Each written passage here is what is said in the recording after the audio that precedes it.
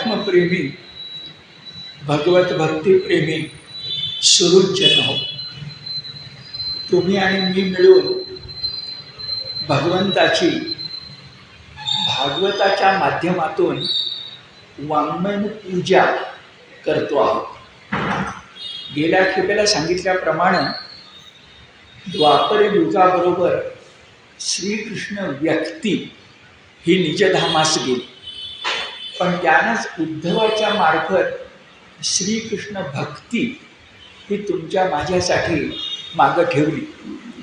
आणि श्रीकृष्ण भक्ती इथं जो योगेश्वर श्रीकृष्ण आहे, श्रीकृष्ण भक्ती हीच कलियुगामध्ये तुम्हाला आणि मला तारणारी आहे आणि त्यासाठी उपयुक्त आहे.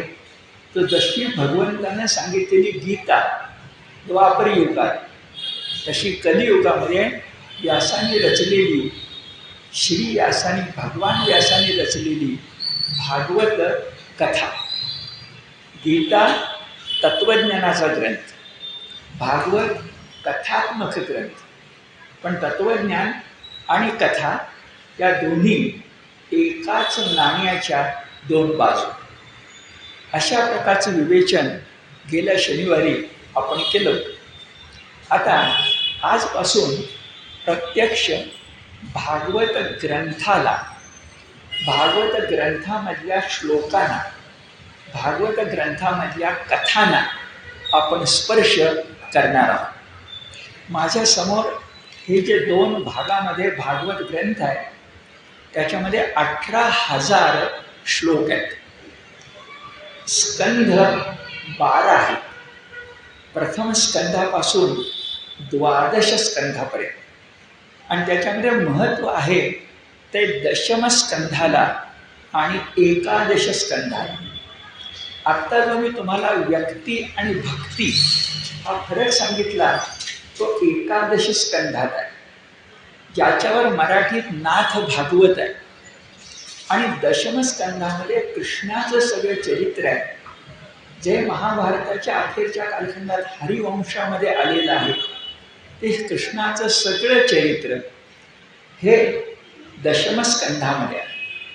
त्याच्यावर हरिवरदा यासारखा कृष्ण दयाळ नावांचा ग्रंथ आहे.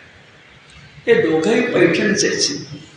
कृष्ण दयाळही पैठणचेच आणि एकनाथही पैठणचेच. दोघांच्यामध्ये 100 वर्षाचं अंतर आहे. असं मानतात की एकनाथांचाच नंतरचा अवतार जे कृष्ण दयाळ, त्यांच्या दशमस्कंधावरच्या मराठी टीकेला हरिवरदा असं म्हणते आणि नाथांच्या 11 स्कंधावरच्या टीकेला नाथ भागवत म्हणते. आपण चातुर्मासाच्या अखेर जेव्हा पोचू तेव्हा मुख्यतः या दोघांच्या बद्दलचंच बोलणं आपलं असेल. आता एक शंका आपल्या मनामध्ये येईल की आपण प्रथमच मांडून पुढे जाऊया, जी माझ्या बोलण्याच्या मध्यात येणार आहे, की खरं भागवत हे भगवान श्रीकृष्णाचंच आहे, भगवंताचंच भागवत आहे. आणि सगळ्यात महत्त्व जर काय असेल तर दशमस्कंधालाच आहे. प्रचंड मोठा तो भाग आहे. जे 18,000 श्लोकामध्ये दशमस्कंध आणि 11 स्कंध याच्यामध्ये 3/4 एवढा भाग येऊन जातो. आणि 1/4 भाग 1 ते 9 स्कंधाला येतो. आता हे गणित जरा विचित्र वाटणार आहे. म्हणताय 12 स्कंध आणि त्यातले 2 स्कंध 3/4 आणि आधीच्या स्कंधामध्ये 1/4. हे कसं काय बरं? विषम विभागणी आहे. पण त्याचं उत्तर असं दिलं गेलं आहे की दशमस्कंधात सूर्योदय आहे, 11 स्कंधात सूर्य माध्याने आलेला आहे आणि आधीच्या अष्टम 8 स्कंधामध्ये पहाटेचा शुक्र तारा हा प्रभावी झालेला आहे. भगवंताचा 8वा अवतार होण्यापूर्वी मत्स्य, कूर्म, वराह, नारसिंह, वामन, परशुराम, राम हे सगळे जे अवतार आहेत ना, ते कमी जास्त प्रमाणात पहिला स्कंद आणि 9 स्कंदमध्ये येऊन जाणार. हा पहाटेच्या शुक्र ताऱ्याचा प्रभाव आहे. पण पहाटेचा शुक्र तारा पहाट झाली नाही तर रामप्रहर सूर्यनारायण याचा उदय होऊ शकत नाही का? ते निसर्गाला मान्य नाही का? 8वा अवतार पूर्ण पुरुषोत्तम श्रीकृष्ण तुम्हाला मला भागवतात दशमस्कंदात भेटणार आहे. उद्धवाचा गुरु म्हणून 11 स्कंदात भेटणार आहे. दोन्ही स्कंदाचा नायक श्रीकृष्णच आहे. दशमस्कंद आणि 11 स्कंद. आणि त्याच्या आधी श्रीराम, परशुराम, वामन, नरसिंह ते कूर्म हे सगळे अवतार कमी जास्त प्रमाणामध्ये येऊन जाणार आहेत. पण त्यांचं दर्शन घेतल्याशिवाय 1 ते 9 अध्याय बघितल्याशिवाय आपण पुढे जाणं इष्ट होणार नाही. जे गाभाऱ्यात जायचं, भगवंताला नमस्कार करायचं, शंकराच्या पिंडीला नमस्कार करायचा, तर वाटेमध्ये सुरुवातीला नंदी भेटणार की नाही? कासवाला नमस्कार करावा लागणार की नाही? महाद्वारातून गर्भगृहामध्ये जात असताना गाभाऱ्याचा दरवाजा ओलांडून आत आपण जाणार, पण गाभाऱ्यापर्यंत जाताना महाद्वार लागतंच, कासव लागतंच, तो कूर्मावतारच आहे. आणि शंकर असेल तर नंदी लागतो. त्या प्रत्येकाचा तो मान आहे. आणि या दृष्टिकोनातून भागवताची रचना व्यासांनी केली आहे असं लक्षात येईल. आज आपण भागवत ग्रंथात आत उतरलो की प्रथम स्कंधाच्या आधीसुद्धा एक 6 अध्यायाचा खंड आहे आणि त्याला भागवत महात्म्य असं नाव दिलेलं आहे. स्कंद नाही आहे तो, प्रथम स्कंद आहेच, पण भागवत महात्म्य असं नाव देते. सूर्योदय, अरुणोदय आणि आपला ग्रामीण शब्द झुंजू होणं, तर ते झुंजू होणं आहे ते आहे भागवत महात्म्यामध्ये. त्याच्यातही काही कथा आहेत, त्याच्यातही काही साखळी आहे आणि त्याचा अनुबंध पहिल्या स्कंदापासून 11 स्कंदापर्यंत आपल्याला भेटणार. आता हे जे भागवत महात्म्य आहे त्याच्यात 6 अध्याय आहेत. प्रथम स्कंद घेतला 19 अध्याय आहे, असं गणित पुढे येईल. आता प्रथम स्कंदाकडे जायच्या पूर्वी भागवत महात्म्यातले जे 6 अध्याय आहेत त्यातला जो पहिला अध्याय आहे, त्या पहिल्या अध्यायातला जो पहिला श्लोक आहे, जे बघा 18,000 श्लोकांचं आपलं भागवत.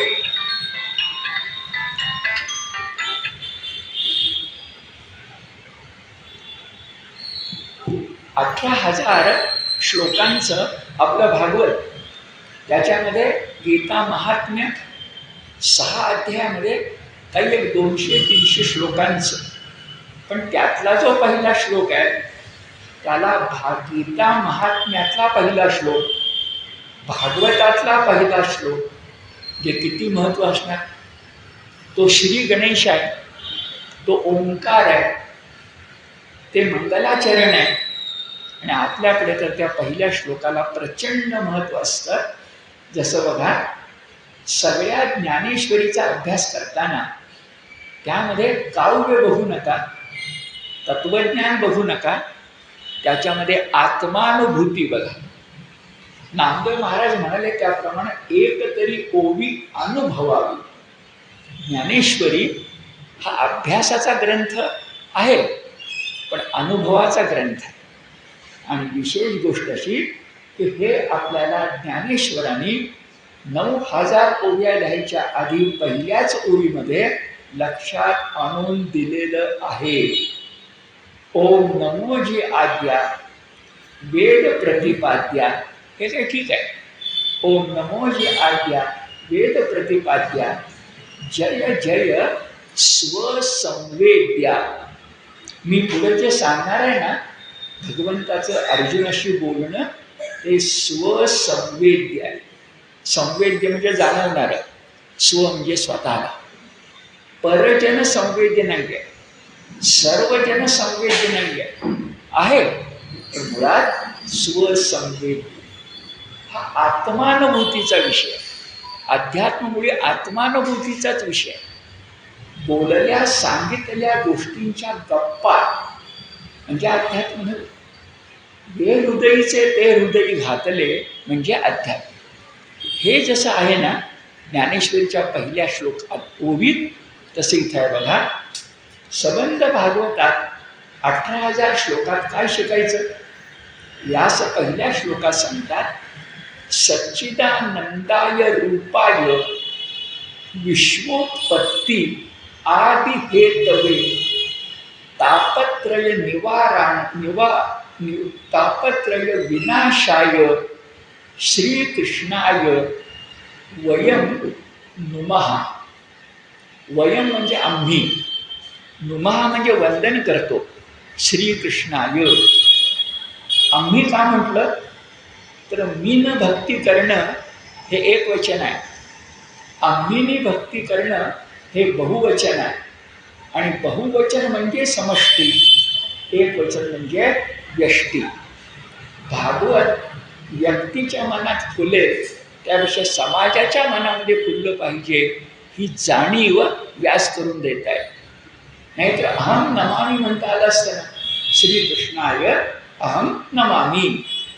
पण वयम नुमहा का म्हटलं? समष्टीची जाणीव आहे. तर भागवत कशासाठी आहे बरं? तर भगवद्गीता नाण्याची एक बाजू ही मां मनुस्मर युद्धच यासाठी आहे, पण भागवत मात्र मां मनुस्मर धर्म्यच यासाठी आहे. युद्ध नाही, मां मनुस्मर धर्म्यच. धर्मच म्हटलेलं नाही आहे, धर्म्यच म्हटलेलं आहे, युद्धच म्हटलेलं आहे. धर्म्य शब्दाचा अर्थ जे सद्धर्माला मान्य आहे, आचारापेक्षा विचाराला महत्त्व देणार आहे, व्यष्टीपेक्षा समष्टीला महत्त्व देणार आहे, स्वार्थापेक्षा परार्थाला महत्त्व देणार आहे. धर्म्य. आपण धर्म्य गोष्ट केली पाहिजे. आणि कशासाठी करायची? म्हणजे तू धर्मानं वाद, सद्धर्मानं वाद असं म्हटलं तर माणसं वागणार नाही. शब्द आहे बघा, तापत्रय निवारणाय, त्या तापत्रय विनाशाय. तुम्हाला मला प्रत्येक व्यक्तीला 3 प्रकारचे ताप नेहमी त्रास देतात. एक संसारातल्या व्यथा, चिंता, काळजा म्हणजे आधी भौतिक, आणि तिसरं आहे आध्यात्मिक, मध्ये एक आहे आधी दैविक. याच्या लोकमान्य टिळकही विश्वास ठेवत नाहीत आणि आपणही ठेवणार नाही. कारण वस्तू मात्रामध्ये देवता मानणं हे मानतो आपण. वटसावित्रीची पूजा, वटपौर्णिमा करतो आपण, पण हा जरा भाग वर्तमान काळात बाजूला होतो. तापत्रयातलं एक त्रयातलं एक जातं, पण पहिला आणि तिसरा आहे की नाही? काय? आधी भौतिक चिंता, काळजा कुणाला चुकल्यात? आध्यात्मिक सुद्धा चुकलेल्या नाहीत. हे बघा, आधी भौतिक जीवनात तुम्हाला मला सुख मिळू शकेल, पण आधी भौतिक जीवनात तुम्हाला मला समाधान मिळू शकेल असं नाही. हे समाधान मिळणं आध्यात्मिक आहे, सुख मिळणं आधी भौतिक आहे. सुखाची साधनं मिळणं आधी भौतिक आहे, पण त्या सुखापासून समाधान मिळणं हे ध्यानात घ्या. हॅपीनेस हा वेगळा आणि सोलेस हे वेगळे. सुख जे असतं ना ते साधनाने मिळतं. समाधान स्वजन संवेद्य, जन नाही स्वसंवेद्य. फरक लक्षात आला? मग काय शब्द आहे? तापत्रय विनाशाय. भागवत कशासाठी? कथा कशासाठी? तर तुमचे सगळे ताप, व्याप, संताप सगळं नष्ट करण्यासाठी. श्रीकृष्णाय वयम नुमः. आणि वर सांगितलं सच्चिदानंद रूपाय. फार सुरेख आहे. त्या भगवंताचं वर्णन भागवतात प्रारंभी चाललंय. ओम नमोजी आद्या वेद प्रतिपाद्या, तो गणेश आहे. इथं सच्चिदानंद रूपाय, तो परमात्मा सत आहे, चित आहे आणि म्हणून आनंद आहे. एक गंमत बघा, एकाने विचारलं की सुख याच्या विरुद्ध दुःख शब्द आहे, सुख याच्या विरुद्ध दुःख शब्द आहे, तसं आनंद याच्या विरुद्ध शब्द सांगा. तुम्ही विचार करून बघा. आनंद याच्या विरुद्ध शब्द सांगा. नेमका सांगता येत नाही. तुम्ही निराशा म्हणाल, दुःख म्हणाल, असमाधान म्हणाल, पण नेमका आनंदाचा विरोध नाही येत. आनंद म्हणजे काय होतं याचं कारण आनंदाला प्रतिशब्द नाही, कारण आनंद हेच मुळी भगवंताचं रूप आहे. सत चित आनंद. आनंद हा त्याचा परिणाम नाही आहे, आनंद ही त्याची प्रकृती आहे. म्हणून सच्चित आनंद हा शब्द आपल्याकडे अत्यंत रूढ आहे. तो व्यास वापरतात. तर सच्चिदानंद रूप, सच्चिदानंदाय रूपाय विश्व उत्पत्ती आदि हेतवे. विश्वाची उत्पत्ती करताना सुद्धा आदि हेतवे. आदि हेतवेचा शब्दाचा अर्थ त्याला आदिही नाही आणि अनादिही नाही. म्हणजे आदिही नाही आणि अंतही नाही, अशी उत्पत्ती आहे. किती विचित्र आहे मला सांगा. माणसाचा जन्म झाला की मृत्यू आहे, विश्व निर्माण झालं की विश्वाचा प्रलय आहे. पण हे सगळं दिसणं आहे, मुळामध्ये नाहीच आहे. आगाजे झालेची नाही त्याची वार्ता पुससी काही. कारण भगवंताच्या दृष्टीनं बघा, आदिही नाही अंतही नाही, तरी उत्पत्ती आहे, स्थिती आहे आणि लयही आहे. हे सगळं भागवतात येणार. भक्तांच्या कथातून, राजांच्या कथातून हे येणार. थोडक्यात पहिल्या श्लोकात सारभूत भागवताचं मर्म सांगितलं. कसं बरं? सच्चिदानंदाय रूपाय विश्व उत्पत्ती आदि हेतवे तापत्रय विनाशाय श्रीकृष्णाय वयम नुमः. असं व्यासांच्या शब्दात आपण वंदन केलं. आता पुढे जाऊ. पुढे जाताना गेला निरूपणाच्या अखेरी जो आपण श्लोक उच्चारला होता, तो पाहिजे मी तुम्हाला व्हॉट्सअपवर पाठवतो, पाहिजे तर तुम्ही तो पाठच करून टाका. कारण आपण जे हिंदू माणसं आहोत ना, त्यांना कोणी विचारलं 18 पुराणांची नावं सांगा, आज आपल्याला सांगता आली तर जरा बरं होतं, जरा चांगलं वाटतं आणि ते श्लोकातून लक्षात राहू शकतं. म्हणजे श्लोकाचा पण उल्लेख करतो. मागं आपण बघितलंच आहे. मद्वयम तथा भद्वयम ब्रत्रयम व चतुष्ट्यम अनामलिंग पुष्कानी पुराणानी पृथक पृथक. आपण बोललो होतो मत्स्य, मार्कंडेय, भविष्य, भागवत, ब्रह्म, ब्रह्मांड, वैवर्त, वराह, वामन, वायू, विष्णू, अग्नि, नारद, पद्म, लिंग, गरुड, कूर्म, स्कंद. आता या सगळ्यामध्ये शिरोभूत काय आहे, सगळ्यामध्ये श्रेष्ठ काय आहे, तर संख्येनं लहान आहे. कारण स्कंद पुराण 81,000 श्लोकांचं आहे, आपलं 18,000 आहे. पण सगळ्यांचा मेरुमणी कोण असेल तर भागवत पुराण. आणि त्याचं कारण सांगतात की 18 पुराणं दशलक्षणी नाही आहे, कमी जास्त आहे. भागवत पुराण मात्र असं आहे की ते दशलक्षणी आहे. यासाठी श्लोक आहे. अत्र सर्गो विसर्गश्च स्थानं पोषणमूर्तयः मन्वंतरेशानुकथा निरोधो मुक्तिराश्रयः. अर्थ असा की या 10 लक्षणामध्ये जगातल्या सगळ्या गोष्टी आलेल्या आहेत. मी श्लोकाच्या अर्थातही तुम्हाला सांगतो आणि उदाहरणाने सांगतो. श्लोकाच्या अर्थात काय म्हटलंय? अत्र सर्ग हा म्हणजे उत्पत्ती, असं कुठं आहे? दशलक्षणातलं पहिलं लक्षण कोणतं? विश्वाची उत्पत्ती भागवतात सांगितलेली आहे. विश्वाची निर्मिती, विश्वाची स्थिती, 3 गोष्टी झाल्या दशलक्षणातल्या सांगितलेल्या आहेत. नंतर स्थानम सांगितलेलं आहे, म्हणजे स्थितीच्या पुढे जाऊन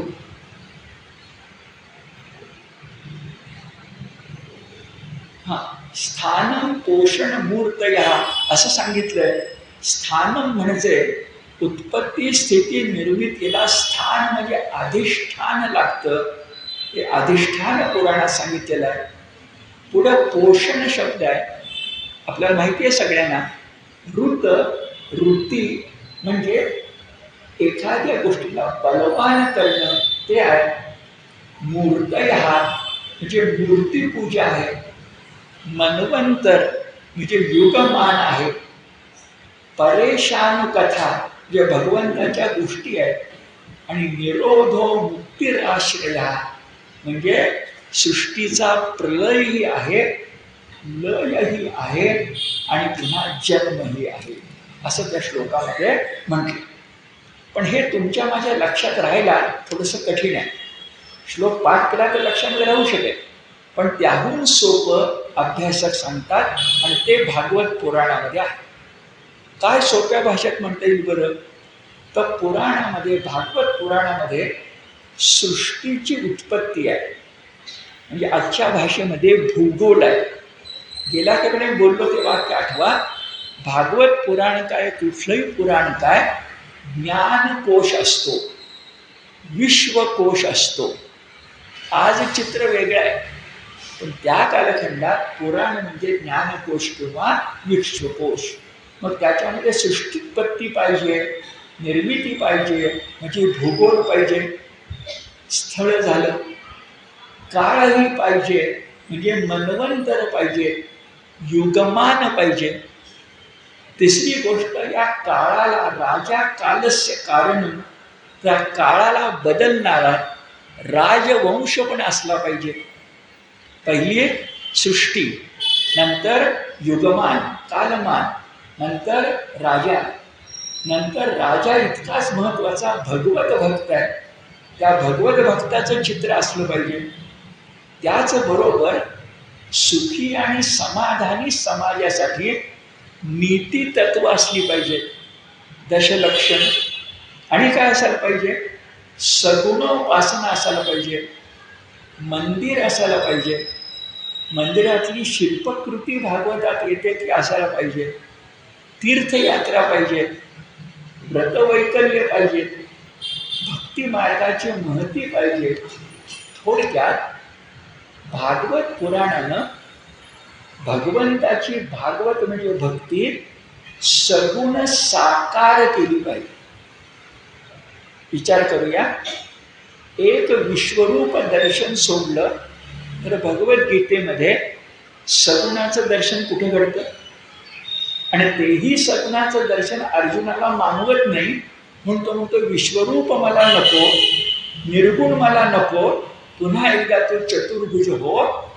आणि मग भगवंताला आपल्या शिष्याचा, अर्जुनाची अट ही पुरी करावी लागली. मामासाहेब दांडेकर तुम्हाला मला पटणारं उदाहरण सांगतात.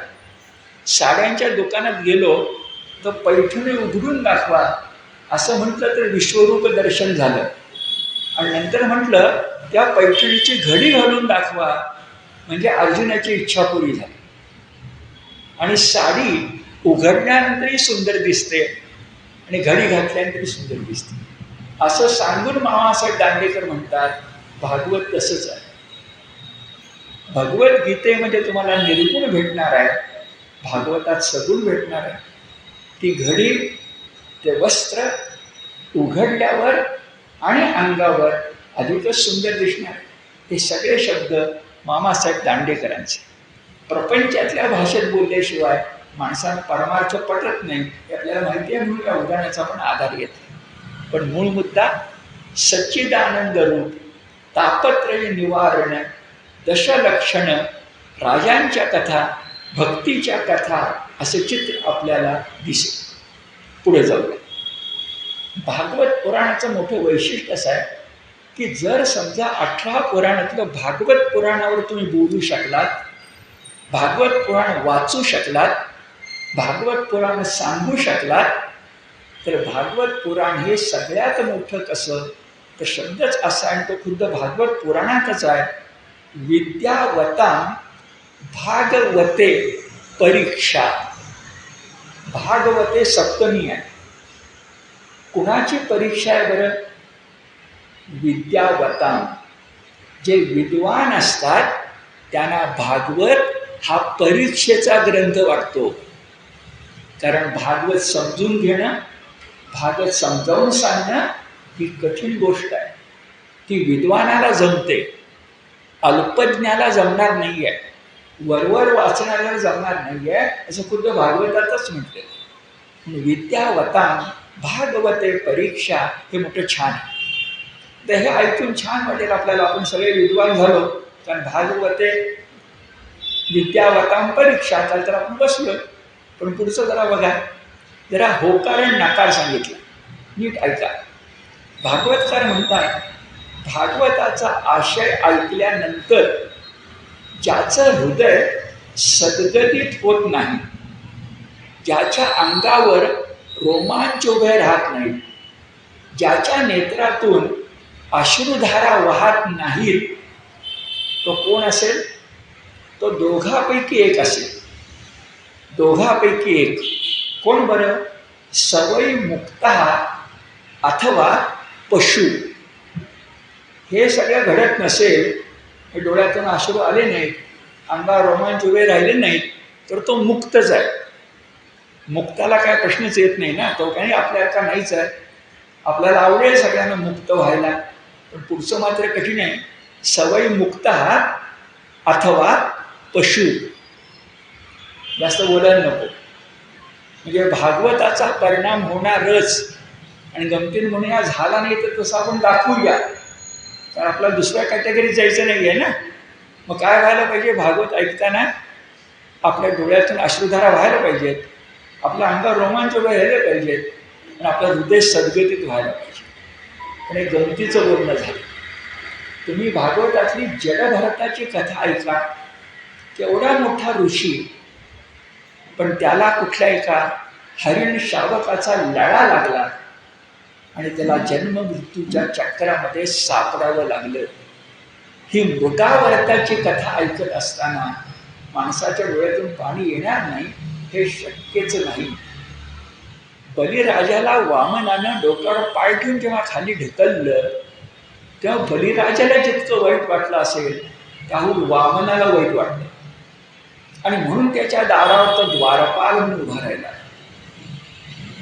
मानवी भावभावनांचा खेळ आहे त्याच्यामध्ये. भागवत हे महाभारतासारखं आहे, भगवद्गीतेसारखं नाही. कारण त्या ठिकाणी मानवी भावभावनांचा खेळ आहे. आणि आपण तो चातुर्मासात करणार आहे, पाहणार आहे. तेव्हा नक्की घडेल की डोळ्यावाटे अश्रुधारा वाहतील आणि आपलं हृदय भरून येऊन अंगावर रोमांच उभे राहतील. त्यात कोणत्याही प्रकारची शंका नाही.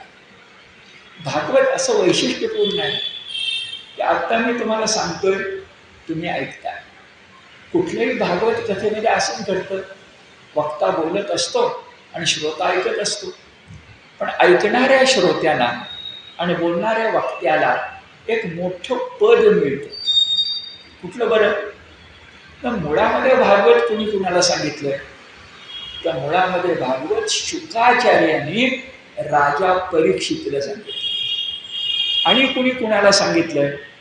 तर व्यासांचे जे काही शिष्य आहेत, सुत, जन्मेजय, जे महाभारता संबंधित आहेत, त्यातले सुत नैमिषारण्यात शौनक ऋषींच्या समोर आले आणि शौनक या ऋषींना आणि त्या ऋषीवृंदाला सूत जे होते त्यांनी व्यासांच्याकडनं ऐकलेलं भागवत, जसं संजयानं गीता ऐकली, सूतानं व्यासांच्याकडनं ऐकलं, ते शौनक ऋषींना नैमिषारण्यामध्ये सांगितलेलं आहे.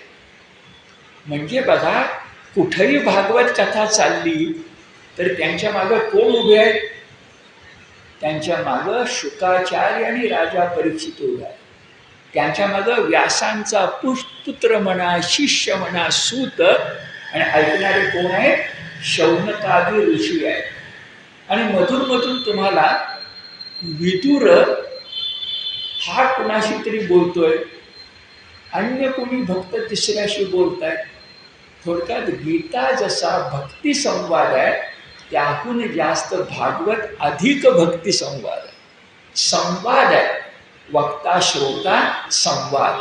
आणि त्या संवादात जेव्हा कथा येतात, गीतेत काही कथा येऊ शकत नाही, भागवतात जेव्हा कथा येतात त्या दुधामध्ये साखर पडते असं लक्षामध्ये येतं. आता परीक्षितीला शुकाने जे सांगितलं हा संदर्भ अजून यायचा आहे.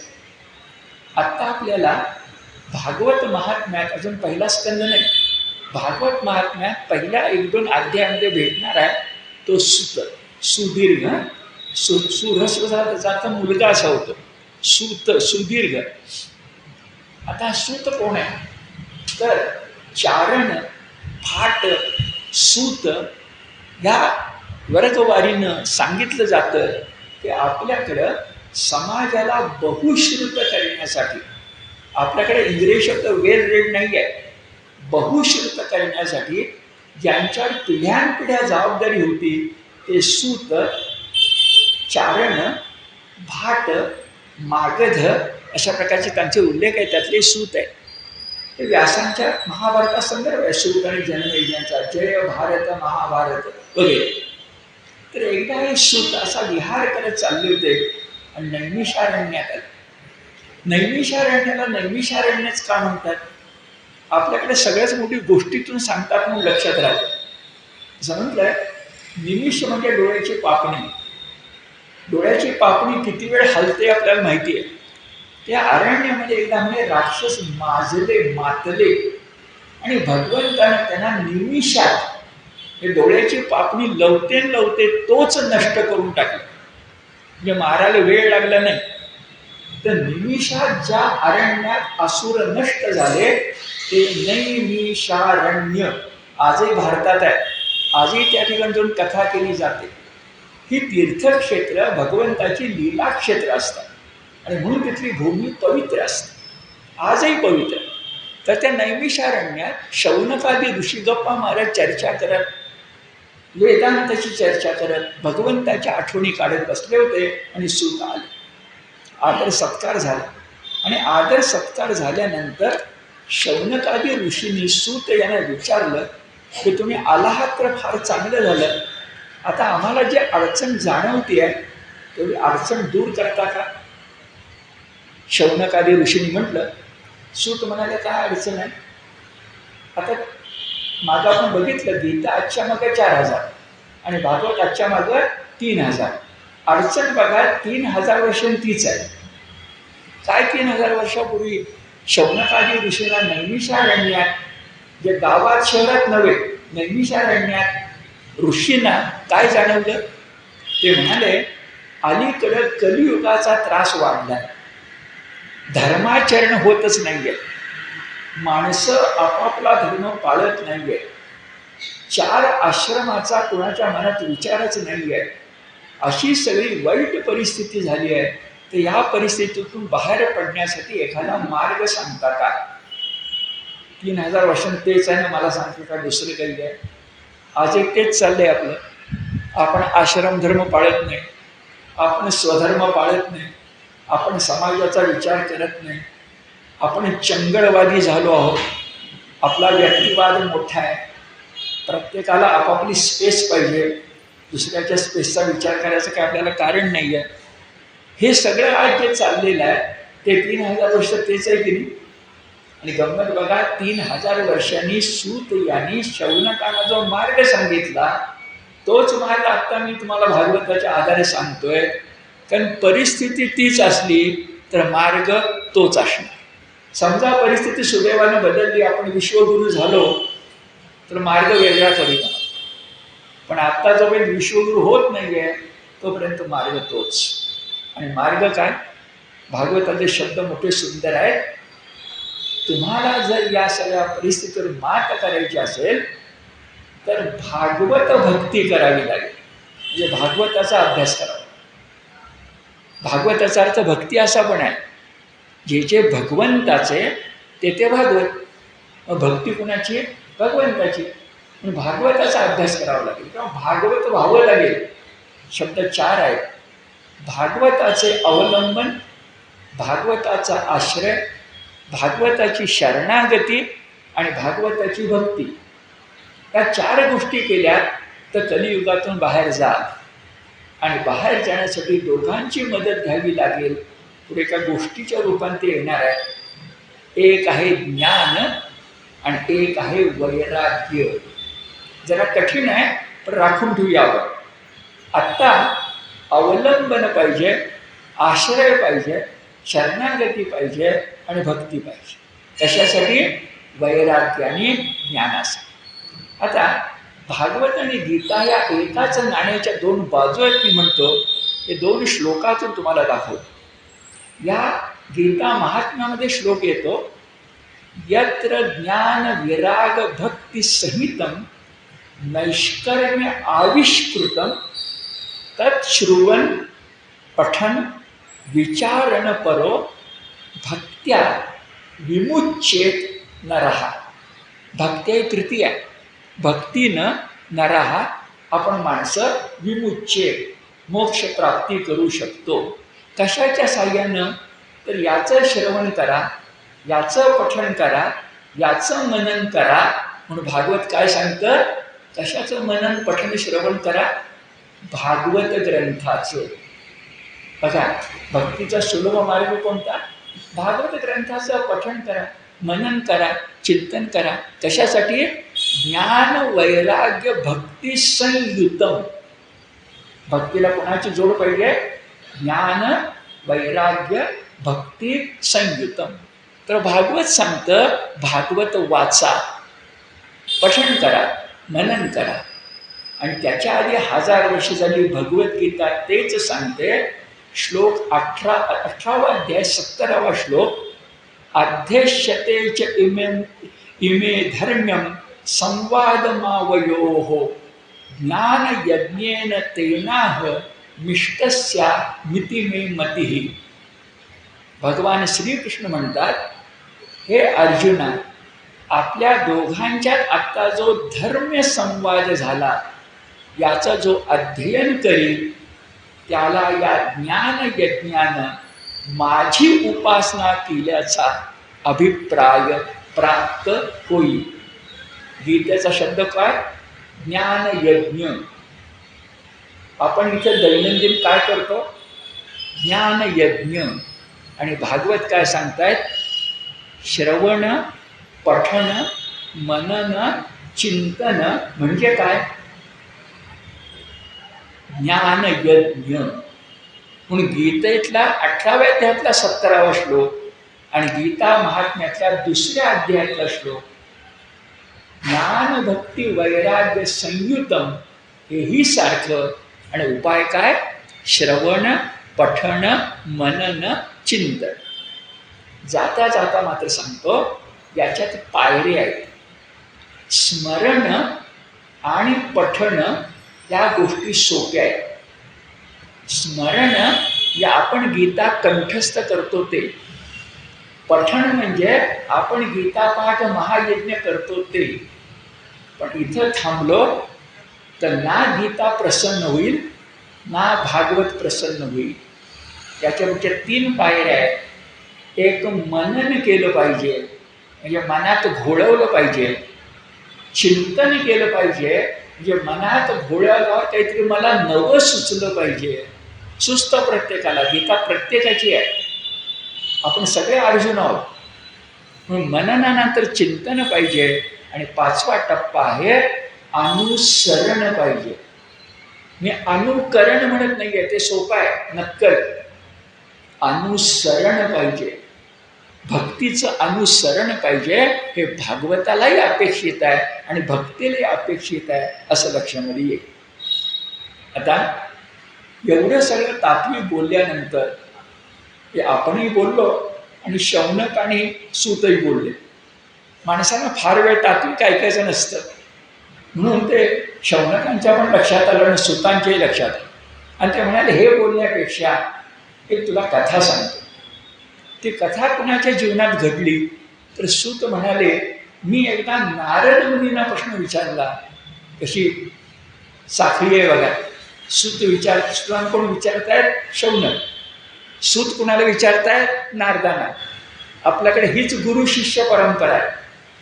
हे फार महत्त्वाचं आहे. मी नारदांना विचारलं, प्रश्न तोच. काय? कलियुगाचा महिमा वाढला, माणसाने विचारत नाहीत, काय करावं बरं? नारद मुनी म्हणाले, तुम्ही जो प्रश्न विचारताय तो मलाही पडला होता. मी एक दृश्य पाहिलं, ते दृश्य तुम्हाला सांग. काय दृश्य पाहिलं?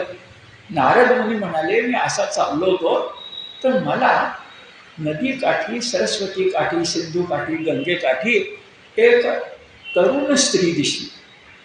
आणि बिचारी ही तरुण स्त्री रडत होती. तिच्या समोर दोन तिची मुलं पडली होती. ती बेशुद्ध होती आणि ती वृद्ध होती. आई तरुण आणि समोर पडलेली मुलं मात्र वृद्ध. असं सगळं चित्र नारद मुनींच्या समोर आलं. ते सांगतात कथा. आणि ती तरुण स्त्री जी रडत होती तिला मी विचारलं की तू का बरं अश्रू विमोचन करतेस, काय रडायचं कारण घडलं? तर ते म्हणाले काय सांगू, अहो माझी दोन मुलं आहेत ना ती माझ्यापेक्षा वृद्ध आहेत. हे दुःखाचं कारण आहे की नाही? आणि एवढंच नव्हे तर आता ती बेशुद्ध पडलेली आहे. मुलं शुद्धीवर नाही, वयानं वृद्ध झाली आहेत आणि मी रडत बसली आहे. मी करू तरी काय? नारद म्हणाले तू आहेस तरी कोण? तर ती म्हणाली माझं नाव भक्ती असं, आणि माझी दोन मुलं इथे जी तुम्हाला दिसत आहेत ना ती ज्ञान आणि वैराग्य नावाची आहे. पुढं ती भक्ती म्हणाली मुळामध्ये मी जन्मले जिथं तिथं माहेर फार चांगलं होतं. मग सासरी गेले ते सासरी फार चांगलं होतं. सासर नंतर सासर जसा आहे तसं आणखी काही नातेवाईक होते, त्यांच्या घरी गेले तेही बरं होतं. पण नंतर मात्र मी बाहेर पडले, माहेर सासर सगळं सुटलं आणि माझी सगळी अवस्था अत्यंत वाईट झाली. म्हणजे गर्भश्रीमंत असणारी मी अन्नान्न दशा व्हावी अशी स्थिती झाली त्या सुंदर स्त्रीची, तरुण स्त्रीची, जी स्वतःला भक्ती म्हणती आहे. आणि हे सगळं व्यासाने भागवतात, भागवत महात्म्यामध्ये एक अत्यंत महत्त्वाच्या श्लोकातून मांडलेलं. तुम्ही कधी भागवताचा किंवा भक्तीचा अभ्यास करायला लागलात तर हा श्लोक तुम्हाला भेटला नाही असं होणारच नाही. तो श्लोक फार महत्त्वाचा आहे. भक्ती आपली कैफियत सांगते, भक्ती आपला मार्ग सांगते. भक्ती ती म्हणते उत्पन्ना द्रविडे साहम. द्रविड देशामध्ये म्हणजे विंध्य पर्वताच्या खाली दक्षिण देशामध्ये मी जन्मास आले. आणि अगदी खरं आहे, मध्वाचार्य जे आहे त्यांचा द्वैत विचार आहे, अद्वैत नाही शंकराचार्यांचं. आणि त्या द्वैत विचारात कळसाला पोचते ती भक्ती. निंबार्काचार्य आहेत, वल्लभाचार्य ते उत्तरेतले आहेत, हे सगळे आहेत पण ते उत्तरकालीन. पहिल्यांदा कोण आहेत? रामानुजाचार्य, शंकराचार्य आणि मध्वाचार्य. काय खरं आहे? उत्पन्ने, उत्पन्ना स्त्रीलिंग आहे, उत्पन्ना द्रविडे साहम, सहा अहम, सा अहम वृद्धिम कर्नाटके गता. मला भक्तीला वृद्धी प्राप्त झाली ती कर्नाटकामध्ये. आता महाराष्ट्र कर्नाटक बोलायला गेलो तर अनेक गोष्टी आपल्या मनात येतील, पण मामासाहेब दांडेकरांचं वाक्य सांगून मी मूळ जरी येतो की महाराष्ट्रापेक्षा कर्नाटकामध्ये श्रद्धाभाव जास्त आहे असं मामासाहेब दांडेकरांचं म्हणणं आहे. बरोबर का चूक हे तुम्ही ठरवा, नाही तर पुन्हा सीमेचं भांडण आपलं होऊ शकेल. आपल्याला ते करायचं नाही आहे. पण भागवतकार इतक्या वर्षापूर्वी ते सांगतात, मामासाहेब दांडेकरी ते सांगतात की जन्मले कुठं? कर्नाटकच्या खाली द्रविड, तामिळनाडू. तर द्रविडे उत्पन्न साहम वृद्धिम कर्नाटके गता. आता 3000 वर्षापूर्वी तुम्हाला मला काय सर्टिफिकेट मिळाले बघा. महाराष्ट्रे क्वचित क्वचित, काय ते ठरवूया आपण. महाराष्ट्रे क्वचित क्वचित आणि अन्यत्रे क्षीणतां गता. 3000 वर्षापूर्वी ती भक्ती सांगते की हे सोडून जे महाराष्ट्र, कर्नाटक आणि दक्षिण देश, जे उत्तर भारतात काही नाही, क्षीणतां गता. म्हणून मी उत्तर भारतातल्या फक्त वृंदावनामध्ये आलेली आहे जिथं नारद मुनी तिला भेटलेले. पण ती पुढे म्हणते काय सांगू, येताना माझी वृद्ध मुलं वृद्ध असून पण जागी तरी होती, वृंदावनात मी आले आणि बेशुद्धच पडले. हे फारच वाईट झालं. पण वृंदावन गोकुळ सोडून उत्तर हिंदुस्थानामध्ये भागवताच्या काळामध्ये भक्ती नव्हती. आणि आज चित्र बघा, आज त्याच उत्तर भारतामध्ये मीराबाई पासून चैतन्य प्रभूपर्यंत, सूरदासांच्या पासून तुलसीदासांपर्यंत, आपल्या नामदेवांच्या पासून गुरु नानक देवांच्या पर्यंत सबंध उत्तर भारत आज भक्तीनं माखलेला आहे. इतका विधान नीट लक्षात घ्या, इतका की ते भगवद्गीतेपेक्षा भागवतावर जास्त प्रेम करतात. आपण मराठी मंडळी ज्ञानेश्वरांच्या मुलं असेल, भगवद्गीता शिरोधार्य मानतो, आणि उत्तर हिंदुस्थानातला अनुभव असा आहे माझा आणि इतरांचा की ते भागवत जास्त प्रिय मानतो. ठीक आहे, बिघडत काहीच नाही, एका नाण्याच्या दोन बाजू. कदाचित भागवताचा परिणाम इतका झाला 3000 वर्षामध्ये की भागवतानं उत्तर भारत क्षीणताम गता ही स्थिती पुसून टाकली आणि वर्धताम गता अशा प्रकारची स्थिती निर्माण केली असं म्हणायला हरकत नाही. आता वृंदावनात आल्यानंतर का बरं असे पडावेत, तर भक्ती म्हणते काय सांगायचं. अरे गोकुळ वृंदावनामध्ये सुद्धा पाखंडी लोक निर्माण झाले, जे उत्तरेमध्ये क्षीणताम गता, त्यात काहीतरी ओएसिस म्हणून त्या ठिकाणी गेले वृंदावनामध्ये, तर तिथेही पाखंडी लोक, आणि म्हणून वृद्ध असणारी माझी मुलं बेशुद्ध पडली. आता ही कशी शुद्धीवर येतील. नारद मुनी म्हणाले, मी तर काय सांगतो, मी आपला वीणा घेऊन फिरत असतो, नारायण नारायण म्हणत असतो, या तुझ्या 2 मुलांना कोण आहे ते म्हणते आपलं ज्ञान आणि वैराग्य, कसं काय बरं मी शुद्धीवर आणणार. सगळे चिंतेत पडले. आणि भागवतकार सांगतात, आपल्या सगळ्या कथातून येतं की नेहमीप्रमाणे आकाशवाणी झाली, आणि आकाशवाणीने सांगितलं नारद मुनींना की तुमचं काम नाही आहे, तुमच्यासारखे जे ब्रह्मदेवाचे अन्य मानसपुत्र आहेत, सनक, सनंदन, सनत कुमार, सनातन, त्यांना बोलवा, आणि त्यांच्या मुखानं, आता बघा, त्यांच्या मुखानं त्या 2 वृद्ध बेशुद्ध पडलेल्या मुलांसमोर 7 दिवसाची भागवत कथा करा त्यांच्या मुखानं, आणि ते झालं तर निश्चितपणे ही मुलं शुद्धीवर येतील. भागवत महात्म्यात सांगितलंय, नारदांनी तेच केलं. सनक सनंदन त्यांचे मानस भाऊस ते बोलावलं, त्यांनी भागवत कथा सांगितली, आणि 7 दिवसामध्ये ज्ञान आणि वैराग्य सतेज झाले. त्यांचं वृद्धत्वही संपलं, कारण भागवताचा परिणाम. आता आपल्या लक्षात येईल की भागवत कथा 7 दिवसातच का सांगितली जाते. भागवत सप्ताहाच आपण का करतो, त्याला परंपरा ही आहे. आणखी काय परंपरा आहे तर आपल्या सगळ्यांना माहिती आहे, ती म्हणजे शुकाचार्यांनी परीक्षितेला हे अख्खं 18,000 श्लोकांचं भागवत कधी सांगितलं. 8व्या दिवशी तर त्याला तक्षक दंश करणार होता, हे 7 दिवसातच सांगितली. आणि पुढे मी कथा तुम्हाला सांगणार आहे धुंदुली आणि धुंदीकार यांची. त्या कथेबद्दल माझं मत पण सांगणार आहे, आणि त्यातही एका भावानं दुसऱ्या भावाचा उद्धार करण्यासाठी 7 दिवसच कथा सांगितलेली आहे. आपण मात्र चातुर्मासात कथा सांगतोय, आपल्या लक्षात येईल. पण खरं काय म्हणाल तर 7 दिवसात कथा सांगितली पाहिजे, यात कोणत्याही प्रकारची शंका नाही. पुन्हा गीतेचा संबंध सांगायचा तर ज्ञान आणि वैराग्य हे शब्द तिथं पुत्रांच्या रूपानं सांगितले भागवतात, आणि आपल्या गीतेमध्ये नेमके तेच सांगितले. हा अनुबंध बघा. आता कथेच्या रूपाने मी तुम्हाला सांगितलं, अनुबंध बघा. भगवद्गीतेमध्ये 6वा अध्याय आहे, आणि त्याच्यामध्ये 35वा श्लोक आहे.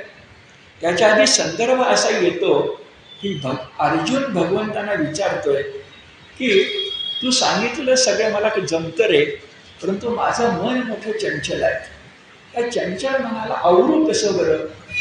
तेव्हा भगवंत 6व्या अध्यायात 35व्या श्लोकाचे सांगतात. ते शब्द असे आहेत, असंशयम महाबाहो मनो दुर्निग्रहं चलम अभ्यासेन तु कौंतेय वैराग्येन च गृह्यते. चंचल मनाला आवरण्यासाठी काय पाहिजे, अभ्यास, आणि काय पाहिजे, वैराग्य. पुढं तर मी तुम्हाला सांगणार आहे, पण आत्ताच सांगतो. भागवत लिहून झालं, आणि व्यासांच्या मनात विचार आला, आपण तर वृद्ध होत चाललोय, ती गोष्ट नंतर सांगतो, पण आता उल्लेख करतो. आपण तो वृद्ध होत चाललो. अशा वेळा आपल्यानंतरही भागवत कथा कोण कुणाला सांगणार?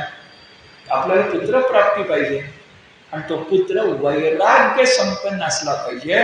कारण भक्ती सांगण्यासाठी सगळ्यात योग्य माणूस कोण असेल तर वैराग्य संपन्न, असं पुढे येणार आहे. आणि इथं पण तेच म्हणतोय, गीता तेच म्हणते, अभ्यासेन तु कौंतेय वैराग्येन च गृह्यते. वैराग्य म्हणजे सगळ्या जगाबद्दल अप्रीती आणि एकट्या भगवंताबद्दल प्रीती म्हणजे वैराग्य, दुसरं काही नाही. आणि अभ्यास म्हणजे एक गोष्ट पुन्हा पुन्हा करणं म्हणजे अभ्यास. तो गीता पाठ असेल नाही तर भागवत पाठ असेल.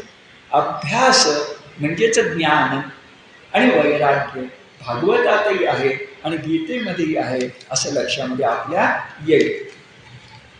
आता अशा प्रकारचं सुतांनी शौनकांनी त्यांना सांगितलेलं, नारद मुनींनी आणि नारद मुनींच्या साह्याने त्या सनत कुमारांनी त्या दोघांचा उद्धार करण्यासाठी सांगितलेलं हे जे भागवत आहे, हे भागवत शुकमुखातून आलेलं आहे, शुकाचार्यांच्या मुखातून आलेलं आहे. आणि त्या संदर्भात मी सांगितलं का कथेतून की व्यासाने वैराग्यशील माणूस पाहिजे म्हणूनच त्याला शुकाकडे जबाबदारी सोपवली. पण खुद्द भागवतामध्ये, भागवत महात्म्यामध्ये जे 6 अध्याय, त्यातल्या 4थ्या अध्यायात एक असा अप्रतिम श्लोक येतो की जो श्लोक पुन्हा भागवताचा अभ्यास करताना प्रत्येकाला भेटतो, तर आपल्यालाही भेटू दे. विद्यावतां भागवते परीक्षा, हे जसं वारंवार येतं तसा श्लोक आहे. त्या श्लोकाच्या मागे एक संकेत आहे. तो संकेत असा की झाडावरचं पिकलेलं फळ खाली पडलं, गळून पडलं, तर ते काढलेल्या फळापेक्षा, पिकलंय म्हणून काढलेल्या फळापेक्षा अधिक गोड असतं गळून पडलेलं. आणि असा संकेत आहे की ते फळ जेव्हा झाडावर असतं, ते जेव्हा पिकू घातलेलं असतं, त्याला जर पोपटानं चोच मारली तर ते फळ अधिकच गोड होतं. आता म्हटलंय भागवत हे वेद वृक्षाचं सुंदर फळ आहे. शुकमुखातून आलेलं आहे, म्हणजे शुकानं त्याला टोच मारलेली आहे. आणि ते फळ इतकं सुंदर आहे, भागवतातच म्हटलंय ते फळ इतकं सुंदर आहे की जगात तसं अमृत फळ नाही. कारण कुठलंही फळ घेतलं तर त्याला साल असते आणि बी असतं. हे भागवत नावाचं शुकमुखीचं फळ मात्र असं आहे की त्याला सालही नाही आणि बी पण नाही.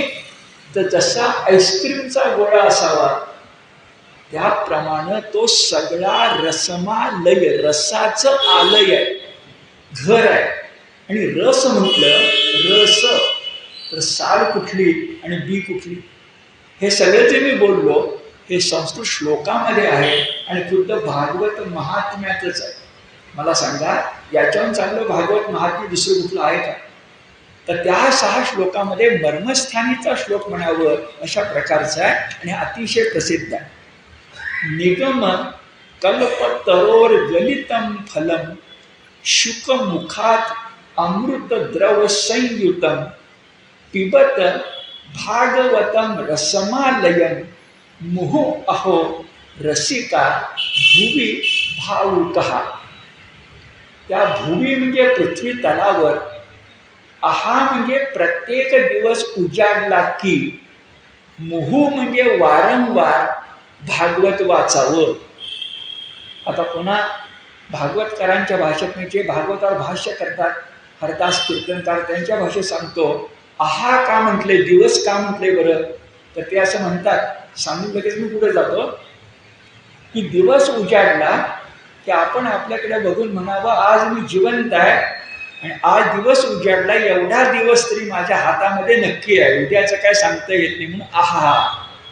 आणि मुहू म्हणजे वारंवार, आज केलं पाहिजे, उद्या केलं पाहिजे, परवा केलं पाहिजे, त्याला काही इलाज नाही, असा तो शब्द आहे. मुहू रहो, मुहू आहो, काय करावं, रसिका भुवी भावुकः. मला एक विशेष वाटतं आणि मराठीचा प्राध्यापक होतो म्हणून ते जास्त वाटतं. की ज्ञानेश्वरी हा ग्रंथ तत्वज्ञानाचा तर आहेच आहे, पण मराठीतला सगळ्यात चांगला काव्य ग्रंथ कुठला असेल तर तो ज्ञानेश्वरी. त्याच्या आधाराला फक्त तुकारामांची गाथा काव्य म्हणून ना. तसंच बघा, ज्ञानेश्वरी जसा तत्वग्रंथ म्हणून मोठा आहे तसा काव्यग्रंथ म्हणून मोठा आहे. आणि भागवत सुद्धा तुम्ही मी कथा असतोय, पण जमलं तर तुम्ही मुळात संस्कृत वाचून बघा आणि त्या संस्कृताची गोडी काय आहे, अर्थ असतो खाली, तो वाचून बघा. तुमच्या असं लक्षात येईल की भागवतकारांना आपल्या कर्तृत्वाची जाणीव आहे. जशी ज्ञानदेवांना जाणीव आहे, नवरसी वर्षेन मी, खरं तर शांत रस आहे, खरं तर भक्ती रस आहे, पण विश्वरूप दर्शन घडवताना मी अद्भुताला पाहुणेच बोलवलंय असं ते म्हणणारच. कवी जो असतो ना तर राहवतच नाही, तो काव्यच बोलणार, तत्वज्ञान बोल म्हटलं तरी. तसं भागवतकार स्वतः सांगतायत, रसिकहा भावुकहा मुहू अहम पिबय. कुणाकुणाला सांगितलंय? भाविकांना, म्हणजे तुम्हाला मला सांगितलंय. आणि कुणाची सोय केली आहे? रसिकाहा, म्हणजे भागवत वाचताना आपल्याला काव्यरसही जाणवला पाहिजे आणि तत्वरसही जाणवला पाहिजे. कुठून आला बरं भागवत? निगम कल्पतरो गलितम फलम. निगम म्हणजे वेदवाङ्मय, वेदवाङ्मय चारी, त्या वृक्षाचं गळून पडलेलं फळ म्हणजे परिपक्व. निगम कल्पतरो गलितम फलम शुकमुखात, पोपट्यानं चोच मारली आहे, शुकमुखात द्रवसंयुतम, कसं रसमालयम, त्यात द्रव आहे, त्यात रस आहे, त्याचं घर आहे, ना साल ना बी, पिबत भागवतम रसमालयम. एवढं मोठं छान भागवत तुम्हाला दिलंय, त्यातला रस पीत जाणार, म्हणून सप्ताह असतात. पिबत आपल्याला सांगितले प्यायला हरकत नाही. मुहुरहो रसिका भुवी भावुका हा. आपण काय बघतोय? भागवत महात्म्य. अजून आपण प्रथम स्कंदाला सुरुवात केलेली नाही आहे, तर भागवत महात्म्य बघताना कथेच्या अंगाने ते आपण बघतो आहोत आणि अन्य अंगानेही बघतो. आता आणखी काय कथेचा उल्लेख करायचा तर आता मी त्याचा उल्लेख नुसता केला की आता मोठी कथा बघून मग त्या धुंदुलीच्या कथेकडे जाऊया.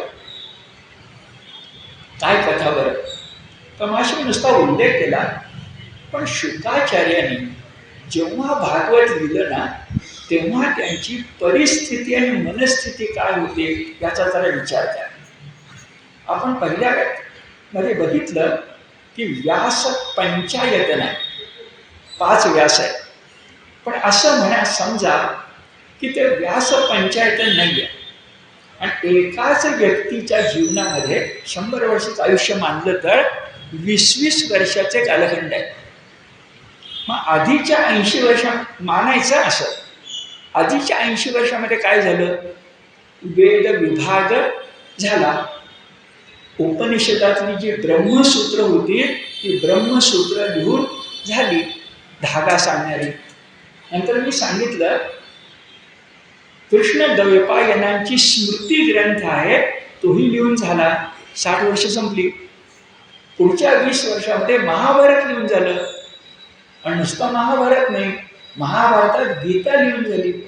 एक वाक्य मी आपल्याला सांगतो विनोबांचं आहे की महाभारतामध्ये प्रत्येक अध्यायापेक्षा प्रत्येक पर्वात 18 पर्व आहेत, तुम्हाला तत्वज्ञानाची जंगलच्या जंगल भेटणार आहे. काय वाक्य बघा विनोबांचं. महाभारतात तुम्हाला 18 पर्वात तत्वज्ञानाची जंगलच्या जंगल भेटणार आहे. पण संबंध महाभारतात व्यासांना स्वतःला जे सांगायचं होतं ते त्यांनी समाधी भाषेमध्ये सांगितलं. भाषेचे 3 प्रकार असतात, लौकिक, अलौकिक, समाधी. त्या समाधी भाषेत त्यांनी सांगितलं, ते 700 श्लोकात गीतेत सांगितलं, असं विनोबांचं म्हणणं.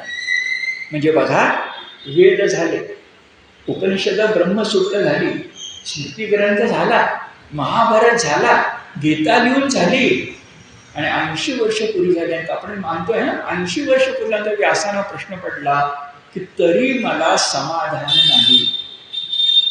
ते अस्वस्थ झाले. आणि मग त्यांना नारद मुनी भेटले आणि म्हणाले, तोंडासंदर्भात यायचा. नारद मुनी म्हणाले की तुमच्या अस्वस्थतेचं कारण असं आहे की तुम्ही सगळं केलंय पण भगवंताची सगुण भक्ती केलेली नाही. हे तुम्हाला मला केवढं आश्वासन अभिवचन आहे बघा. मी ज्ञानी झालो, मी तत्वज्ञ झालो व्यासांसारखा, तरी अस्वस्थ आहे. म्हणजे भक्तीला किती महत्व आहे. याचं साधं मानसशास्त्रीय कारण सांगू. जगातल्या सगळ्या माणसांच्या मध्ये बुद्धी सारखी नसते, पण जगातल्या सगळ्या माणसांच्या मध्ये भक्ती सारखी असते. बुद्ध्यांक वेगवेगळा असू शकतो प्रत्येकाचा, पण प्रत्येकाच्या अंतःकरणात भक्ती सारखी आणि सारखीच असते. म्हणून असेल की त्या भगवंताला ज्ञान वैराग्यापेक्षा भक्तिप्रिय असेल. शक्य आहे. आता 80व्या वर्षीच्या व्यासानं वाटायला लागलं की आता करू काय, मी अस्वस्थ आहे. तेव्हा नारद म्हणाले, भगवंताचं गुणगान करा, भगवंताची भक्ती करा, भागवत लिहा. आणि सगुण भक्तीचा आविष्कार असणारं भागवत त्यांनी लिहिलं. आता पुढे हे भागवत लिहिल्यानंतर त्यांच्या मनात विचार आला की माझं 80 वर्ष झालं, आता पुढच्या 20 वर्षामध्ये या भागवताचा प्रसार मी कसा काय करू शकणार, मी तर थकलो. मला जर एखादा पुत्र असता तर किती बरं झालं असतं. आता मागाचा संदर्भ बघा. मग व्यास आपल्या पत्नीला म्हणाले, संसार आहे, आपलं पुत्र असता तर किती बरं झालं असतं. ती म्हणाली बरं झालं असतं, पुत्र मागूया देवाकडे. पुत्र मागायचं ठरलं, पण व्यास मनामध्ये म्हणाले की मला तसा पुत्र नकोय, माझं ऋण फेडणारा नकोय, तर मला भागवत सांगणारा पुत्र मिळाला पाहिजे. आणि भागवत सांगायला तो त्यात सांगितली की जो वैराग्य संपन्न असतो तोच भक्ती सांगू शकतो. की आपल्याला पुत्र तर पाहिजे, पण तो वैराग्य संपन्न. मग भागवतातच उल्लेख येतो की व्यासाने एका पुढे देव आठवायला सुरुवात केली. ब्रह्मदेव विष्णूपासून सगळे आठवायला सुरुवात केली, कुबेरापासून सगळे आठवायला सुरुवात केली. आणि त्यांच्या लक्षात आलं की या सगळ्या देवांच्या मध्ये कुठं ना कुठे उणीव आहे. या देवांच्या मध्ये एक महादेव तेवढा असा आहे की त्याचं वैराग्य बोलायलाच नको. त्याला आठवा ना, राहतो कुठे बिचारा, हिमालयाचा जावई, पण राहतो कुठे बरं, स्मशानात. आणि असं सगळं पुढे आहे. असा जो वैराग्य संपन्न शंकर आहे तोच मला पुत्र म्हणून पाहिजे. कारण शंकर शब्दाचा अर्थ आपण लक्षात घेऊया. भागवतात सांगितलाय, शंकरोती सहा शंकरः. शवर अनुस्वासला शम की त्याचा अर्थ कल्याण. इति शम असं पत्राची शेवटी लिहायची पद्धत होती पूर्वी. इति शम आणि काय लिहायला नको, सहीच खाली. शम करोती सहा शंकरः. जो फक्त मंगलच करू शकतो. पुन्हा विचार करा, जो अमंगलात राहतो तो मंगल करू शकतो, जो विष पितो तो अमृत देतो. नियतीचा नियमच असा. असा जो शंकर तो पुत्र पाहिजे. त्याचा थोडी गतीने घेऊया. मग शंकराला बोलावलं. शंकराला म्हटलं तुम्ही पुत्र होऊन माझ्या पोटी जन्मास या. त्याचा चांगली रंगू दे. शंकर म्हणाले, हे बघा, मला काय तुमच्या पोटी पुत्र म्हणून जन्मास यायचं नाही, कारण मला मायेच्या तडाख्यात सापडायचं नाही. आणि पुढे शंकर म्हणाला, तो विष्णू आहे ना आमचा, त्याला ती माया जमते बिमते, आणि काय तडाख आहे तो बघतो, माहिती आहे आपल्याला मायेचा खेळ, मला त्या भानगडीत पडू नका. तर व्यास म्हणाले, माया जर नाकारली तर पुत्र म्हणून तुम्ही कसं काय माझ्या पोटी जन्मास येणार. शंकर म्हणाले, मी अवतार घेतो. आणि सरळ शंकरांनी व्यासांच्या समोर मुलगा म्हणून 8 वर्षाचे शुकाचार्य उभे राहिले. आले तेच मी व्रतबंध करून आले आणि म्हणायला लागले, आता मी निघालो. कुठे निघाला, पुत्र म्हणून आलात ना, राहा ना. नाही म्हणाले, मला वैराग्य संपन्नच होते. शुकाचार्यांचे धगधगीत वैराग्य. ते म्हणजे नाही, मी शोध घ्यायला निघालो ईश्वराचा. 8व्या वर्षी मुलांना काय करायचं, गुरुकुली जायचं, काय करायचं, विद्या संपन्न व्हायचं. मी ते करायला निघालो. मग छान रंगवलं. व्यास आणि व्यासांची पत्नी म्हणाली, आता आलाच आहात तर 1 वर्षभर तर राहा की, 365 दिवस आम्हाला काय ते पुत्र सुख मिळू दे ना. तथाच तो म्हटलं. वर्षभर राहिले, पण वर्ष कधी संपलं याला दोघांना कळलंच नाही. दिवस आला, शुकाचार्य निघाले. पुन्हा व्यास आणि व्यासांची पत्नी आडवी पडली, जाऊ नका म्हणून. शुकाचार्याने एकदा जी पाठ फिरवली ते जंगलाच्या वाटेने निघून गेले. त्याचा शेवट असा, जंगलाच्या वाटेनं शुकाचार्य निघून जातात आणि व्यास आणि व्यासांची पत्नी त्यांच्या मागं आई वडील म्हणून धावत शिकतात, बाळा थांब बाळा थांब. शुका शुका म्हणून हाक मारतात. शुकाचार्य ओ देत नाहीत.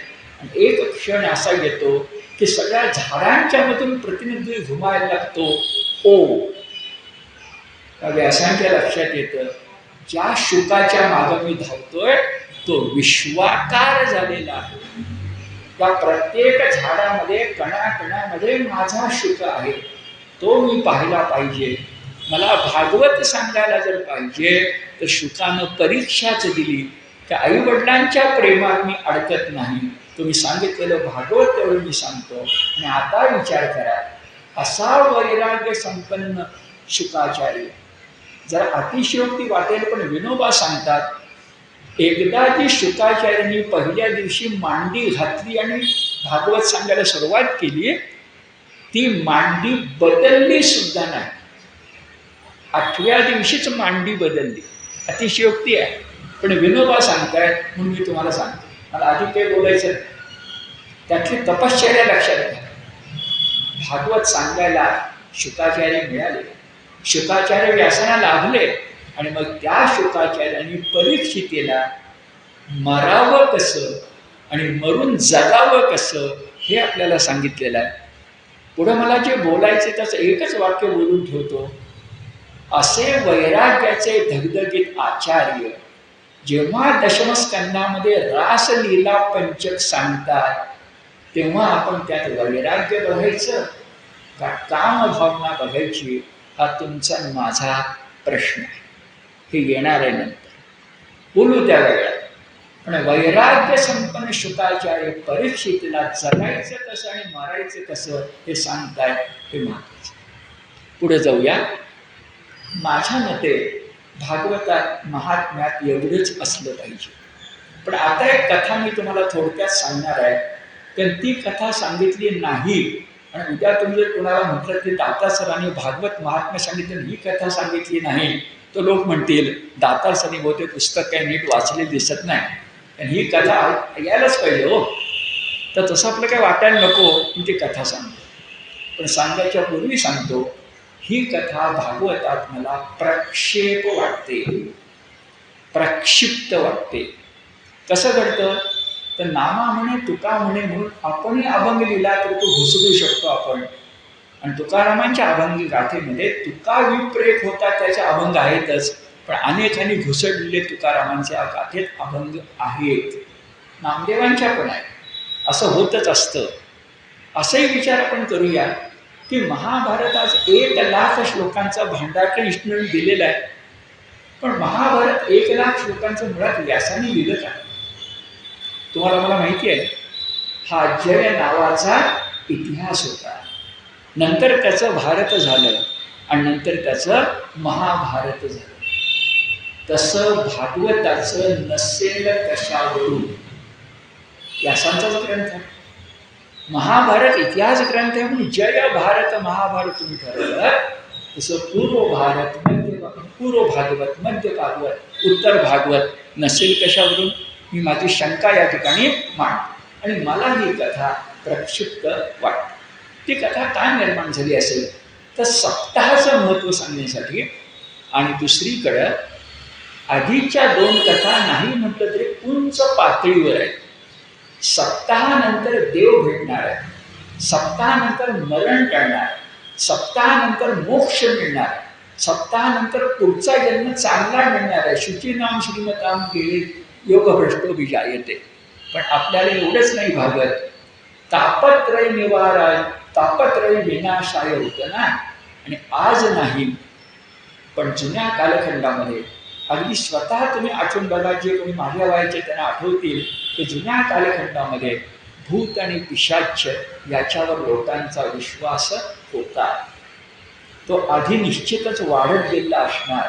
आणि अशा कोणीतरी भागवत महात्म्याची कथा वाढवलेली असली पाहिजे, जे सप्ताहाचंच महत्त्व सांगते आणि ती स्वच्छ भागवत महात्म्यामध्ये येते. संस्कृत श्लोकामध्ये कथा अशी की कथा गोकर्ण आणि धुंदुकारी यांची. धुंदुली नावाची एक स्त्री होती. नवरा बायको दोघं पण दुःखी होते, कारण पोटी पुत्र नाही. कृपा प्रसादासाठी ती एका ऋषीकडे गेली. त्या ऋषीनं प्रसाद दिला. तो प्रसाद घेऊन धुंदुली घरी आली. काही केळं असेल, आंबा असेल, काहीतरी प्रसाद असेल, पेढा असेल, घेऊन घरी आली. आणि धुंदुलीची बहीण तिथे तिच्याजवळ होती. ती स्वतः गर्भवती होती आणि तिनं धुंदुलीला उपदेश केला की अगं, असं कुठं साधू महाराजांनी दिल्या प्रसादानं मुलं होतात का?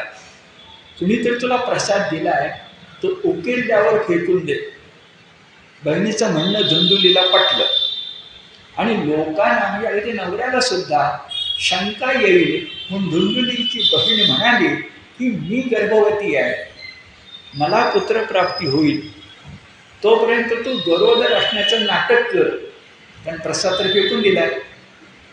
आणि नाटक केल्यानंतर जेव्हा माझ्या पोटी पुत्र जन्मास येईल तेव्हा माझा पुत्र मी तुला देईन आणि तुझं नाटक सफल संपूर्ण होईल. तू सांग, हाच पुत्र माझ्या पोटी जन्मास आला. कथा पुढे सांगते की धुंदुलीनं तसं केलं, गर्भवती असल्याचं नाटक. प्रसाद टाकून दिला, तो गोठ्यात फेकला. गोठ्यामध्ये गाय होती, त्या गाईनं तो प्रसाद खाल्ला आणि 9 महिन्यानंतर धुंदुलीच्या बहिणीला मुलगा झाला आणि गाईला पण पुत्र झाला.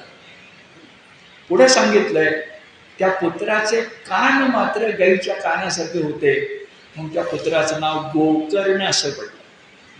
आणि धुंदुलीला तिच्या बहिणीकडून जो पुत्र मिळाला नाटक केल्यानंतर, तो तिनं वाढवला. त्याचं नाव धुंदुकारी असं ठेवलं.